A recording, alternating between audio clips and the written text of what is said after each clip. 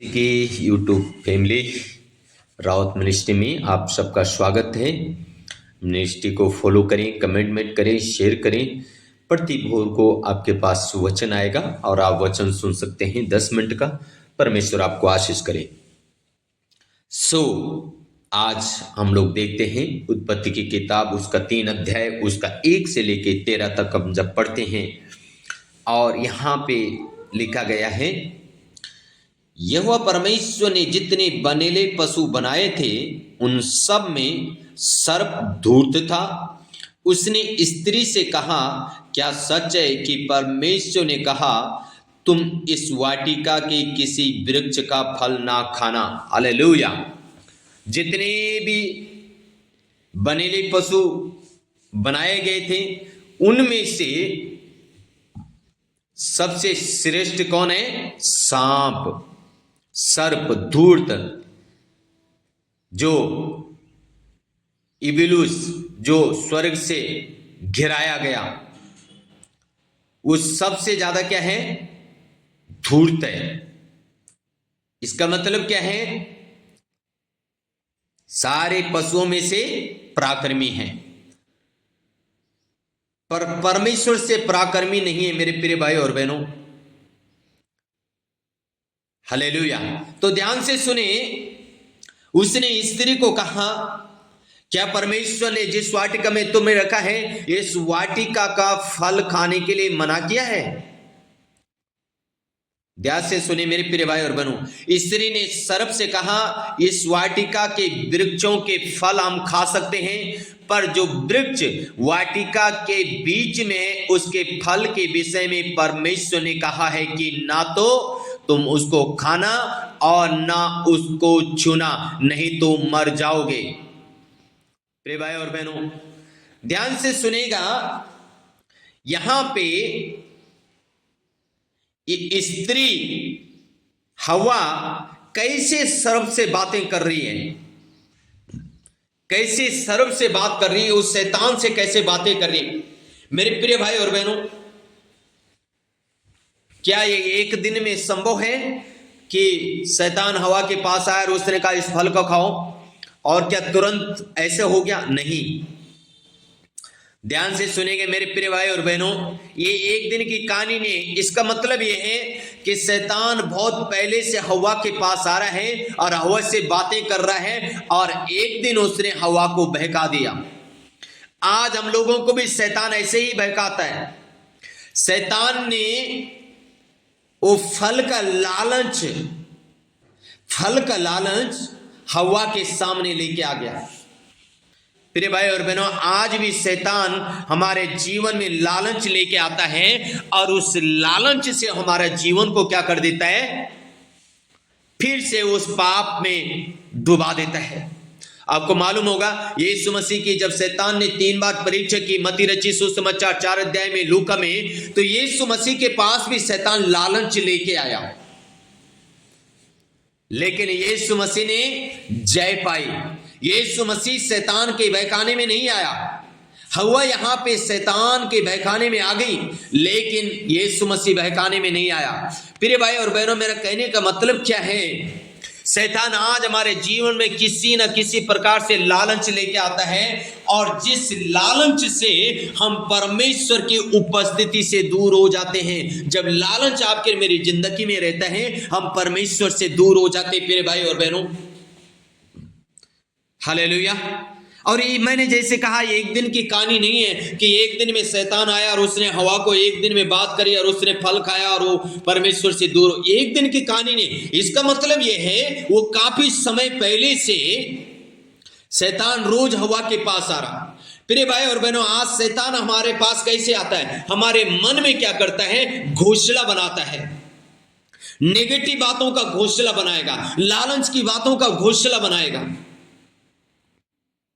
और जब हमारे मन में घोंसला बन जाता है, हम उसी ओर भागते हैं। जब हमारे मन में घोंसला बन जाता है, हम उसी चीज के पीछे पड़ जाते हैं जो हमें नहीं करनी चाहिए। यहां पे ध्यान से सुनेगा, 4 पद में लिखा है, 3 पद में लिखा है, पर जो वृक्ष वाटिका के बीच में है उसके फल के विषय में परमेश्वर ने कहा है कि ना तो तुम उसको खाना और ना उसको छूना, नहीं तो मर जाओगे। ध्यान से सुननेगा, हवा बिल्कुल साफ साफ शैतान को बता रही है, यानी सर्प को सारी बातें बिल्कुल डिटेल में बता रही है। और शैतान तो इतना चालक है, सर्प तो इतना चालक है। तब 4 पद में देखो क्या कह रहा है, तब सर्प ने स्त्री से कहा तुम निश्चय ना मरोगे। अब देखो, तुम नहीं मरोगे। देखो ये शैतान की चाल समझे मेरे प्रिय भाइयों बहनों। शैतान क्या कह रहा है, तुम नहीं मरोगे, और परमेश्वर ने कहा तुम उसको छुओगे और खाओगे तो मर जाओगे। लेकिन शैतान हवा को क्या बोल रहा है, तुम नहीं मरोगे। आगे क्या कह रहा है, तुम नहीं मरोगे, वरन परमेश्वर आप जानता है कि जिस दिन तुम उसका फल खाओगे उसी दिन तुम्हारी आंखें खुल जाएगी और तुम भले बुरे का ज्ञान पाकर परमेश्वर के तुल्य हो जाओगे। देखो ध्यान से मेरे प्रिय भाई और बहनों, शैतान ने कैसे बहकाया। शैतान उसको बहका रहे, परमेश्वर आप जानता है जब तुम इस फल खाओगे, इस फल को खाओगे, तुम बड़े बुरे का ज्ञान जानोगे और तुम परमेश्वर के तुल्य हो जाओगे। और अब ध्यान से सुनना, उत्पत्ति 1 अध्याय में जब आप पढ़ते हैं तो वहां लिखा है परमेश्वर ने मनुष्य को अपने स्वरूप और अपनी समानता में बनाया। हालेलुया, आमीन। परमेश्वर ने तो ऑलरेडी मनुष्य को अपने स्वरूप और अपनी समानता में बनाया, लेकिन हवा समझ नहीं पा रही, हवा शैतान के बहकाने में आ गई। जब परमेश्वर ने ऑलरेडी मनुष्य को अपने स्वरूप और अपनी समानता में बनाया, तो अब शैतान कह रहा है तुम इस फल खाओगे, इस फल का खाने से तुम परमेश्वर के जैसे हो जाओगे। अब परमेश्वर के जैसे कैसे होंगे, ऑलरेडी परमेश्वर के जैसे तो बने हैं हो। लेकिन प्रिय भाई और बहनों, शैतान ऐसे चाल हमारे जीवन में फंसाता है, ऐसा घोंसला हमारे मन में बैठाता है, जैसे हवा के मन में उसने घोंसला बना दिया। जब हवा के मन में घोंसला बन गया, हवा ने जाके फल खा दिया, आदम को भी खिला दिया। प्रिय भाई और बहनों, प्रतिदिन परमेश्वर आदम और हवा को मिलने आता था। परमेश्वर जब उस दिन आदम और हवा को मिलने आया तो क्या हुआ, परमेश्वर उनको आवाज मारता, आदम। और आदम का है, पेड़ के पीछे छिप गया। क्यों छिपा? पाप मनुष्य को हमेशा छिपाता है।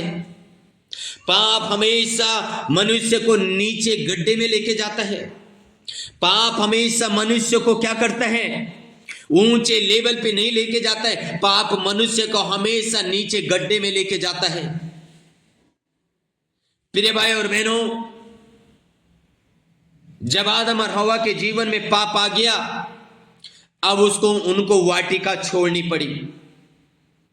इतना खूबसूरत वाटिका में परमेश्वर ने उनको रखा, उनको अच्छा खाने के लिए मिल रहा है, अच्छा घूमने के लिए मिल रहा है, अच्छी संगति मिल रही है, परमेश्वर रोज आ रहे हैं। लेकिन अब मेरे प्रिय भाई और बहनों, वहां पे देखते हैं परमेश्वर का अब उनको उस वाटिका से निकालने के लिए तय कर लिया, और परमेश्वर ने आदम और हवा को उस वाटिका से निकाल दिया। प्रिय भाई और बहनों, आज हमारे जीवन में कौन सा पाप है जो हमें परमेश्वर से दूर लेके जाता है?